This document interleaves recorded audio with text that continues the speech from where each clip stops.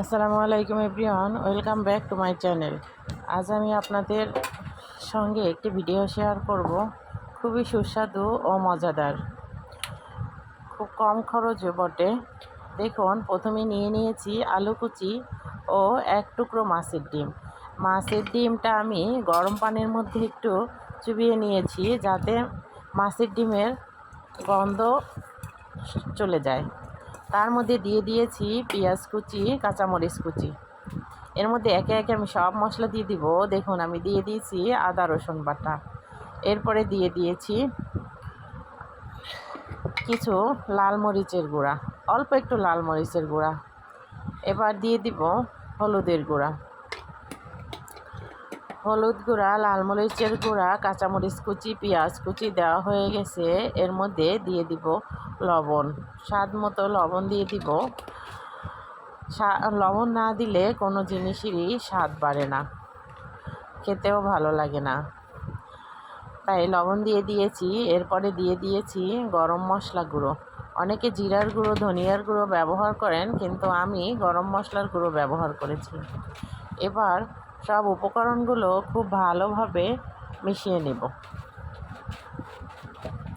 আমার উপকরণগুলো দেওয়ার পরে কথাগুলো আসছে, আপনারা ক্ষমা সুন্দর দৃষ্টিতে দেখবেন।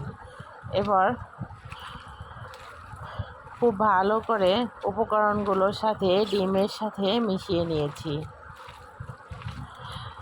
দেখুন কত সুন্দরভাবে মিশে গেছে সব উপকরণের সাথে। সব সময় পেঁয়াজ কুচি দিয়ে এই বড়াটা বানানো হয়, কিন্তু আজ বানিয়ে নিলাম আলু কুচি দিয়ে। আলু কুচি দিয়ে বানালেও খেতে খারাপ লাগে না, বেশ মজাই হয়। তাই আমি আজকে আলু কুচি দিয়ে বানিয়ে নিলাম।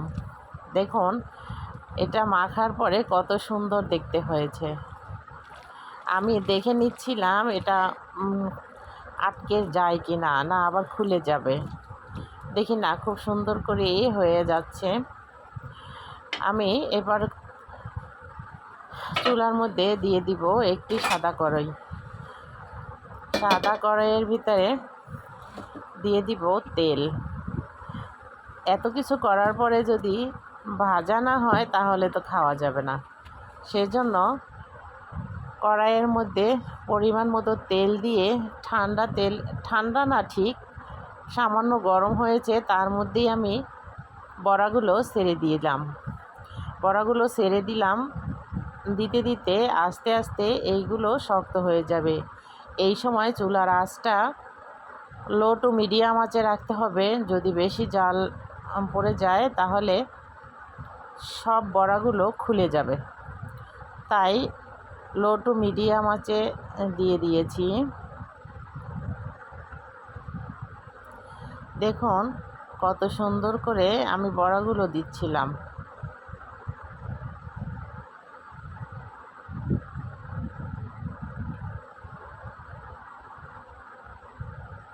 এবার এক এক করে কড়াইয়ের মধ্যে দেয়া শেষ হয়ে যাচ্ছে, বড়াগুলো দেয়া শেষ হয়ে যাচ্ছে।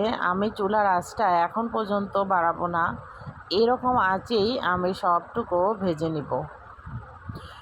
বড়াটা ভেজে নিব। কারণ বেশি জাল দিলে বড়াটা ছেড়ে যাবে আর আস্ত থাকবে না।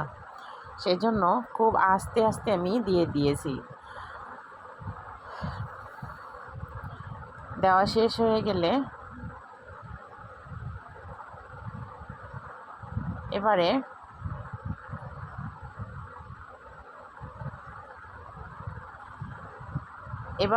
এভাবে দেওয়ার পরে একটু অপেক্ষার পালা। বড়াটা শক্ত হয়ে এলে আমি উল্টিয়ে দিব। মাছের ডিম খুবই মজাদার একটি খাবার। যদি এভাবে বড়া বানানো যায় খুবই মজা হয়। আমি অনেক সময় এভাবে বড়া বানিয়ে আমাদের বাচ্চাদের খেতে দিই, ওরা খুব ভালো করে খায়। এবং আমি আরও একভাবে মাছের ডিম রান্না করে থাকি। মাছের ডিমের পাকোড়া, পুঁই পাতায় মাছের ডিম দিয়েও একটা বড়া তৈরি করা যায়, এবং আলু দিয়েও ভুনা করা যায় মাছের ডিম। তবে যে যেভাবে পছন্দ করেন সেভাবেই এই খাবারটা মজা লাগবে। দেখুন, আমি এক এক করে সব বড়াগুলো উল্টিয়ে নিচ্ছি। কত সুন্দর হয়ে আসছে এই বড়াগুলো।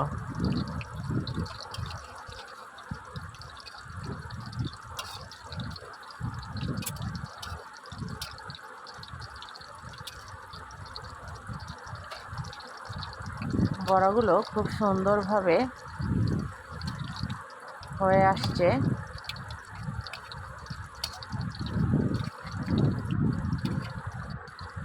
দেখতে যতটা ইয়াম্মি লাগছে, খেতে তার থেকেও বেশি মজাদার হয়েছে। আমার ভিডিওটি যদি আপনাদের একটু ভালো লেগে থাকে, লাইক কমেন্ট শেয়ার করে আমার পাশে থাকবেন, পাশে থেকে সহযোগিতা করবেন।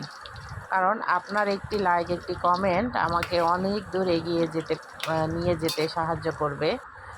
আর লাইক কমেন্ট কিংবা শেয়ার করলে কোনো টাকা পয়সা দিতে হয় না, শুধু আপনার হাতের একটু ছোঁয়ায় আমার অনেক উপকার হবে। তাই সকলে যারা এই ভিডিওটি দেখবেন, আশা করছি সবাই আমাকে একটু সহযোগিতা করবেন।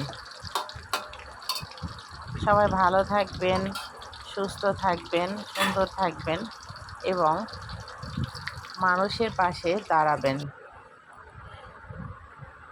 দেখুন আমার বড়াগুলি ভালো হয়ে খুব সুন্দরভাবে ভাজা হয়ে গেছে। আমি এক এক করে বড়াগুলি উঠিয়ে নিচ্ছি। এই বড়াগুলি ভাতের সাথে, সাদা ভাতের সাথে খুবই মজাদার এবং বাচ্চারা এমনি এমনি খেয়ে ফেলে। বিকেলে চায়ের সাথেও খাওয়া যায়, কিন্তু আমি ভাতের সাথেই খেয়েছিলাম, অনেক মজা লেগেছে। কিন্তু আমার ছেলে শুধুই খেয়েছে।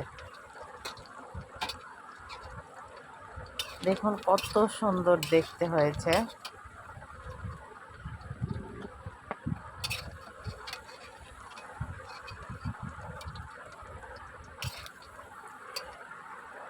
সবাই ভালো থাকবেন, সুস্থ থাকবেন। আবার আগামী দিন আবার কোনো একটি ভিডিও নিয়ে আপনাদের সামনে হাজির হব। আমাকে সাপোর্ট করবেন সেই আশাই রাখছি। আসসালামু আলাইকুম। আল্লাহ হাফেজ।